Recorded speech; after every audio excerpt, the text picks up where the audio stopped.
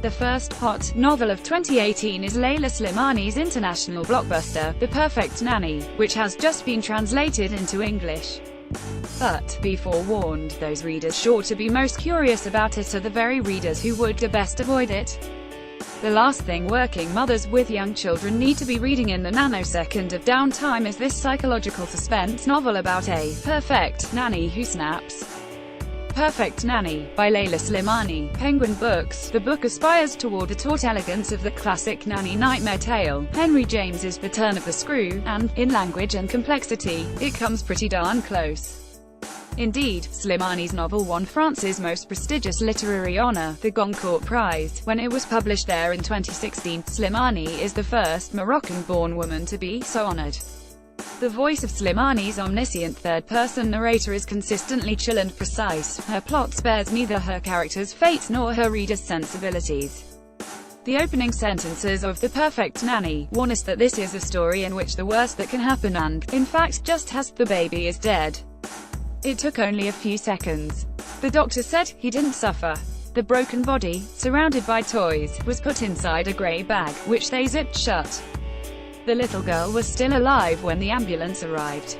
On the way to the hospital, she was agitated, her body shaken by convulsions. Her lungs had been punctured, her head smashed violently against the blue chest of drawers. The two children had been murdered by their longtime nanny. Their mother, Miriam, discovers this grotesque scene upon her return home to the family's small apartment in Paris. Again, this discovery occurs within the opening pages of the novel, so the intrigue here derives not from what has happened, but why.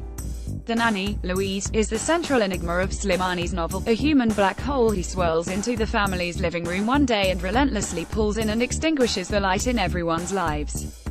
As unflinching as Slimani is in her descriptions of the grisly damage that can be inflicted on the human body, she's just as assured in assessing mental and emotional bruises and breakages, particularly as they develop in the intricate relationship between Louise and her employers. After its horrific opening chapter, The Perfect Nanny flashes back to Louise's initial entrance into the lives of Miriam and her husband, Paul, to a time when the couple was naively confident that they could spot in any looming problems with a prospective nanny. Throwing political correctness out the window, Paul decrees, no illegal immigrants. Not too old, no veils, and no smokers. Miriam, like Slimani herself, is Moroccan-French and though she has confronted racism in Paris, refuses to hire any North Africans. She fears that a tacit complicity and familiarity would grow between her and the nanny. That the woman would start speaking to her in Arabic, asking her all sorts of favors in the name of their shared language and religion. She has always been wary of what she calls immigrant solidarity. The couple has interviewed a parade of unsuitable women before the bird-like, middle-aged Louise walks in, perfectly perfect in every way down to her prim Peter Pan collar. In a few short weeks, Louise takes charge, not only of the two children, but also of their needy parent. Miriam lets herself be mothered. Every day she abandons more tasks to a grateful Louise. The nanny is like those figures at the back of a theater stage who move the sets around in darkness. She picks up a couch, pushes a cardboard column or a wall with one hand. She is Vishnu, the nurturing divinity, jealous and protective, the she-wolf at whose breast they drink, the infallible source of their family happiness. The author Leila Slimani, Catherine, Copyright Editions Gallimard. What's the appeal of this setup for Louise? Readers may well wonder. That's for Slimani's aloof narrator to slowly reveal. As Louise becomes increasingly untethered from reality, we learn more about her own grim family background and the miserable apartment she returns to every evening, which she regards as a mere lair, a parenthesis, where she comes to hide her exhaustion.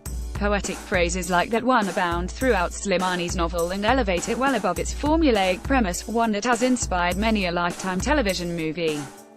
But, the irony is that for all its fine language, the takeaway of The Perfect Nanny is pretty much the same as the feminist backlash message of those movies, as well as that 1992 cinematic cultural touchstone, The Hand That Rocks the Cradle, namely, there is no perfect nanny. Indeed, the nanny who's tending to your children may well be a psycho. Is any career worth at risk, ladies? Surely it's the enduring masochistic power of that nightmare, rendered particularly vivid here through Slimani's great stylistic gift, that have made this slim novel an international bestseller. Talk about a guilty pleasure. Maureen Corrigan, who teaches literature at Georgetown University, is the book critic for the NPR program Fresh Air. Read more: The Best Thrillers and Mysteries of 2017 by Leila Slimani, translated from the French by Sam Taylor. Penguin. 234 pp. Paperback, $16.